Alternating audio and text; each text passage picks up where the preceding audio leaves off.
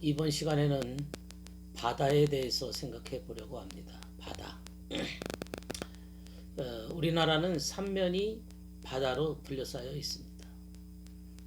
바다 안에는 해양 온갖 그 고기와 그 해양 동식물들이 그 속에 살고 있습니다. 바다는 정말 인류에게 먹거리를 제공해주고 또 바다에서 나오는 산소는 지구 전 산소의 70%를 차지합니다. 아마존이나 이런 식물에서 나오는 품어내는 산소는 기껏해야 30%입니다. 바다에서 나오는 산소야말로 지구의 전 산소의 70%를 차지할 만큼 대단한 우리에게 산소를 공급해주고 또 바다에서 나오는 그 고기로 인해서 단백질을 공급해 주는데 세계 동물성 단백질의 6분의 1을 차지합니다. 해양에는 30만여 종의 생물군이 분포해 있고 이것이 갖는 재생산력이라고 하는 것은 정말 무궁무진합니다. 0.01g도 안 되는 그 조그마한 알이 그 500kg의 상어가 거대한 상어가 되는 것을 보면 바다의 힘을 알 수가 있습니다. 육지 면적의 2.4배를 차지하는 바다는 지구 안에 있는 우주라고 말할 수도 있습니다. 시인들은 이런 바다를 두고 만경창파다, 이것은 만겹의 푸른 파도다, 이렇게 표현을 했고, 바다는 아무리 추운 겨울이라도 절대로 얼지 않고 그 고요한 모습은 마치 어머니의 품과 같습니다. 그러므로 이 바다를 지배하는 나라야말로 세계를 지배하는 것이라고 보았습니다. 고대인들은 이 바다를 생명의 원천으로 보고 사람이 죽으면 바다로 돌아간다, 이렇게 여겼습니다. 오늘 이 바다의 그 의미를 좀 찾아보려고 합니다. 우리가 눈에 보이는 저 바다가 무엇을 의미하는 것일까요? 보이지 않는 마음의 세계에서 바다라고 하는 것은 우리에게 또 성경에서 뭐라고 가르쳐주고 있을까요? 우리가 흔히 이제 물을 얘기할 때 진리로 의미하고 있습니다. 진리. 그런데 이 물이라고 하는 것이 집합해 있는 것이 바다이죠. 바다는 물의 집합소입니다. 그리고 그 진리의 지식이 이렇게 한꺼번에 모여 있는 것입니다. 마치 산의 그 탄광에서 그 금을 캐기 위해서는 금만 찾아내는 게 아니라 철광석 안에 금이 포함되어 있습니다. 그 철광석을 다 캐내서 이것을 재련해서 금만 추출해내는 겁니다. 마찬가지로 바다라고 하는 거대한 지식의 세계에서 그 속에서 진리를 우리가 찾아내는 사람들이야말로 우리는 어부가 고기를 낚는 작업과 똑같다고 말할 수 있습니다. 주님께서는 당신의 제자를 부르실 때 고기 잡는 어부를 부르셨습니다. 그리고 그들로 하여금 내가 너로 사람 낚는 어부가 되게 하리라, 이렇게 말씀하셨습니다. 왜 바닷가의 어부들을 부르셨을까요? 바닷가의 어부를 주님께서 왜 부르셨고, 어부라고 하는 것이 고기를 낚는 사람들인데, 이 어부라고 하는 것은 영적인 의미로 그 진리의 지식의 저장 창고에서 영적 진리를 끄집어내는 사람들, 고기를 끄집어내듯이 영적 진리를 끄집어내는 사람들입니다. 그러므로 하나하나의 고기라고 하는 것은 하나의 진리의 세계를 말합니다. 그 수많은 지식 속에서, 수많은 진리의 창고 속에서 하늘나라 진리를 찾아내는 작업, 이런 작업이야말로 어부들의 삶이고, 이것이 곧 그 영적 진리를 찾을 때만이 사람이 되는 것이고, 그래서 사람 낚는 어부라 그렇게 말했습니다. 바다는 정말로 폭넓은 곳이고, 바다는 무엇으로 비교할 수 있을까? 바다는 일반적이고 자연적 진리의 지식이다. 이렇게 표현하면 맞습니다. 일반적 진리, 자연적 진리가 무궁하게 이렇게 퍼져 있습니다. 예, 그 많은 지식과 그 진리 속에서 우리는 영적 진리를 끄집어내는 어부가 되어야 되겠습니다. 하나님께서 온 세상에 인류에게 먹을 것을 이렇게 다 펼쳐 놓으셨습니다. 산에도 들에도 바다에도 강에도 어디 가서 먹을 게 천지입니다. 마찬가지로 영적인 세계에도 보이지 않는 영적인 진리가 바닥에 있습니다. 누구든지 진리를 찾고자 하면, 구하게 되면 반드시 구할 것이고, 찾으면 반드시 찾을 수 있고, 두드리면 반드시 얻을 수가 있습니다.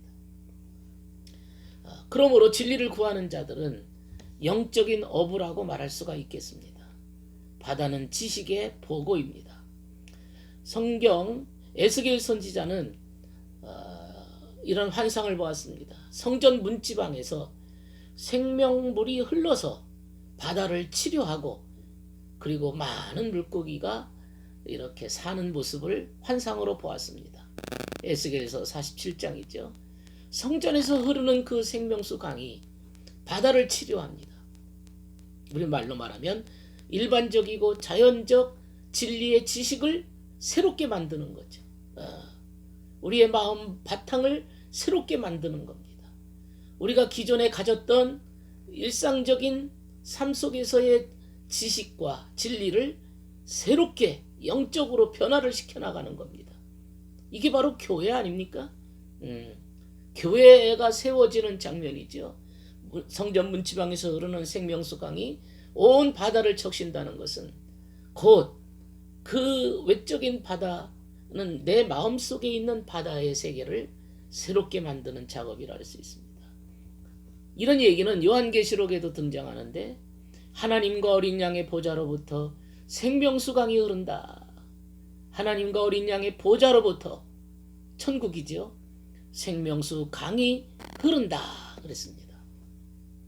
그러니까 내 영혼을 살리고 내게 진리를 주는 그 근원지는 곧 하나님의 보좌입니다. 천국으로부터 나의 삶을 진리로 새롭게 이끄는 겁니다. 그러나 이 바다도 이 반대 극부가 있습니다. 반대로 잘못 이렇게 반대적인 의미가 있는데, 그 의미가 소금바다입니다. 소금바다 창세기 14장 3절에 등장하는데요. 소금바다는 탐욕으로 인해서 깨끗하지 않은 상태를 의미합니다. 롯의 아내가 천사의 말을 어기고 절대로 뒤돌아보지 마라. 천사의 아내를 말을 어기고는 그만 뒤를 돌아보았는데 소금 기둥이 돼버리고 말았다. 그랬습니다. 소금 기둥이 돼버리고 말았습니다. 창세기 19장 26절의 말씀입니다. 이게 무슨 뜻인가 하면, 처음에는 선한 마음으로 시작했어요.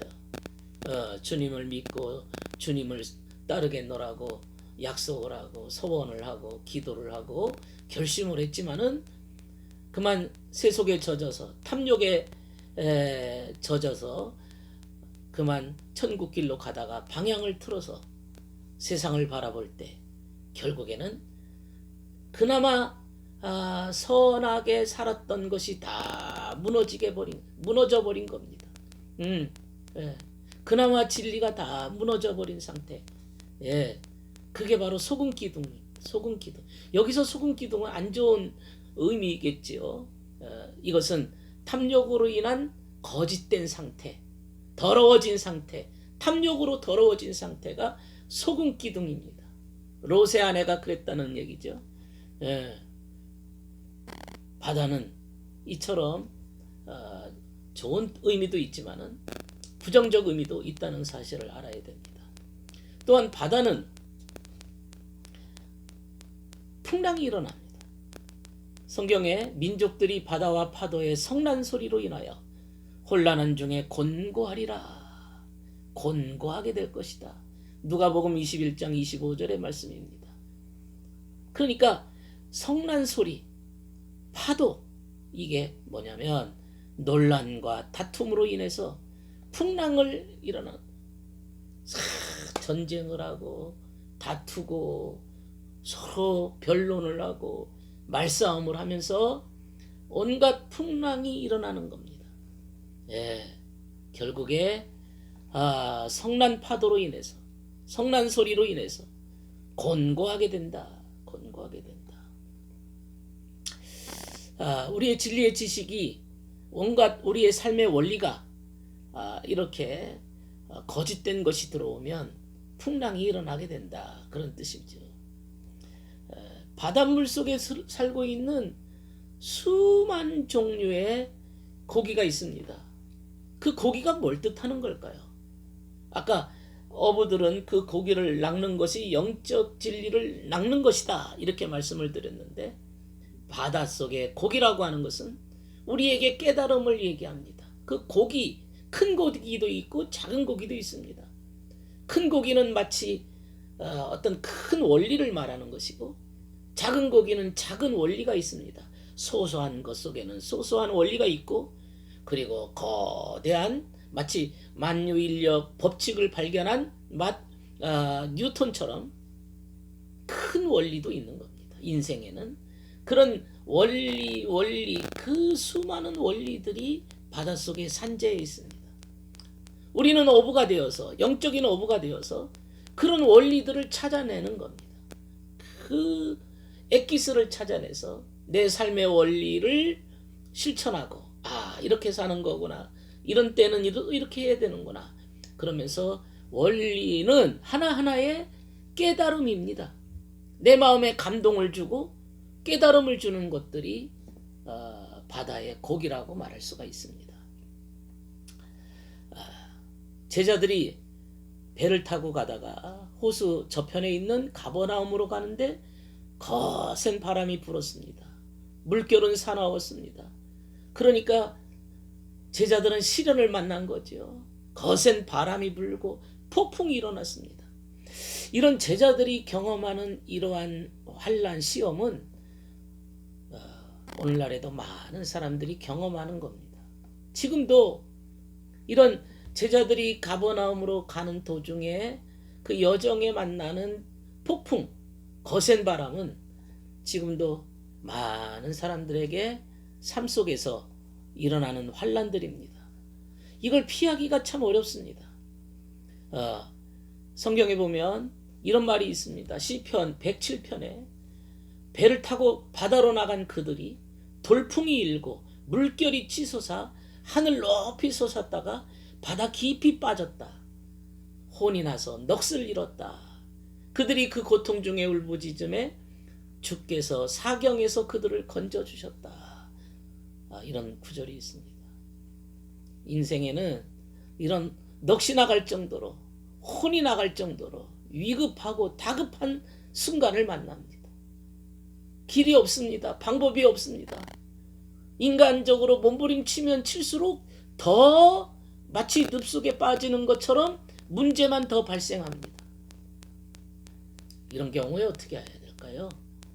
우리가 더 이상 인간의 한계를 느끼고 내 힘으로 할 수 없다는 사실을 알고서 자신의 무기력함을 느낄 때 마치 제자들이 풍랑을 만나서 주여 죽게 되었나이다, 죽게 되었나이다, 우리가 죽게 되었습니다, 주님께 와서 울부짖었던 그 외침이 우리의 삶 속에 있지 않습니까?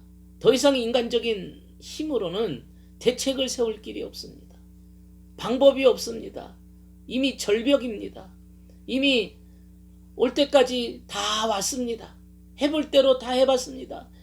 결국에는 정말로 사면초가 그야말로 답답한 지경에 놓이게 되었습니다. 그런데 그 풍랑 속에서, 그 환난 속에서, 큰 바람이 부는 그 속에서 그 물리를 걸어오십니다. 물리를 주님께서 걸어오셨어요. 마태복음 14장 말씀입니다. 제자들은 그거를 보고 유령인가 두려웠어요. 두려우니까 유령이라고 착각한 겁니다. 주님을 온전히 믿지 못하면 주님을 두고도 유령이라고 말하기까지 합니다. 주님의 현존을 보고서는 자신의 두려움 때문에 오히려 유령으로 그들이 착각하게 되는 겁니다. 그때 주님께서 두려워하지 말아라. 두려워하지 말아라. 두려워할 것 없다. 이렇게 말씀하시면서 이제 배 안으로 주님이 오시었습니다. 주님이 배 안에 들어오자 파도는 잔잔하게 되었고 풍랑은 고요한 바다가 되었고 바람은 멈추게 되었고 주님이 그 배 안에 들어오시자 배는 목적지까지 도달하게 되었습니다. 인생의 풍랑이 뭘까요? 인생의 풍랑이 왜 왔을까요? 그간에 우리의 풍랑이 온 원인을 생각해 보십시다. 세속적인 탐욕, 내 안에 들어있는 악, 억눌린 불평, 불만, 불신, 이런 것들이 다 시험입니다. 이 마음의 풍랑을 어떻게 해야 잔잔하게 할까요? 이 마음의 풍랑을 마귀들이, 사탄이 시험을 줘가지고 일으켜버리는 겁니다. 돌풍을 일으킵니다. 이때는 제자들처럼 죽게 되었다고 고민할 수밖에 없습니다. 이때 주님께서 두려워하지 말라. 주님이 배 안에만 계시다면 무엇이 두렵겠습니까? 주님께서 배 안에 계신다면, 다시 말해서 우리의 깨달음이 영적인 깨달음이 된다면, 우리가 그간에 알고 있는 무슨 팩트나 어떤 내가 알고 있는 지식이 하늘의 지식이 된다면, 하늘나라 음성이 된다면, 천국의 메시지가 된다면, 천사의 음성이 된다면, 그것이 진리로 드러난다면 현실 속에서 더 이상 무엇이 두렵겠습니까? 그러기 위해서는 우리는 세속에서 죽어야 되고 영적으로 거듭나야만 됩니다. 그것이 지혜로운 자의 마음입니다. 전도서 7장 1절입니다. 지혜로운 자의 말입니다.